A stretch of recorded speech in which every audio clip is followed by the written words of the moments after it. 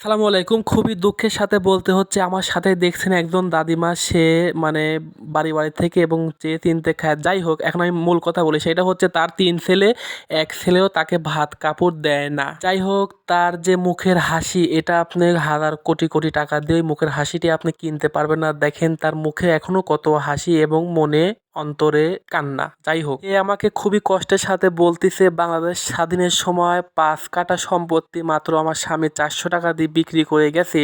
আর এখন আমার ছেলেরা মানে বড় বড় বিজনেস করে, বড় বড় ব্যবসা করে। আমার ছেলেদের বাড়ি আছে, আমার 3টা ছেলে, বাট একটি ছেলেও আমাকে ভাত দেয় না, বাড়ি থেকে আমাকে বের করে দিছে। আমি এখন চেয়ে চিনতে খাই। তো আমি তাকে বললাম যে আসলে আপনি আল্লাহর কাছে দোয়া করেন, আল্লাহ একদিন সব কিছু ঠিক করে দিবে। তারপর আমি তাকে মানে কিছু মানে দিলাম আর কি। যাই হোক, সে আমাকে বলতেছে তুমি আমার মাথায় হাত দিয়ে দোয়া করতেছো, আমাকে এরকম কখনো কেউ ভালোবাসেনি, কেউ আমার গায়ে হাত মানে হাত দেয় না, মাথায় হাত বুলায় দেয় না। যাই হোক, তুমি তুমি আমার ছেলের মতো, তুমি আমার নাতির মতো, তুমি আমার মাথায় হাতে দোয়া করতে। দেখেন তার মুখে কতটুকু হাসি এবং মানে তার কাছে যে আমি বসলাম, তার গায়ে আমি হাত বলছি, সে অনেক অনেক খুশি। যাই হোক, ধন্যবাদ।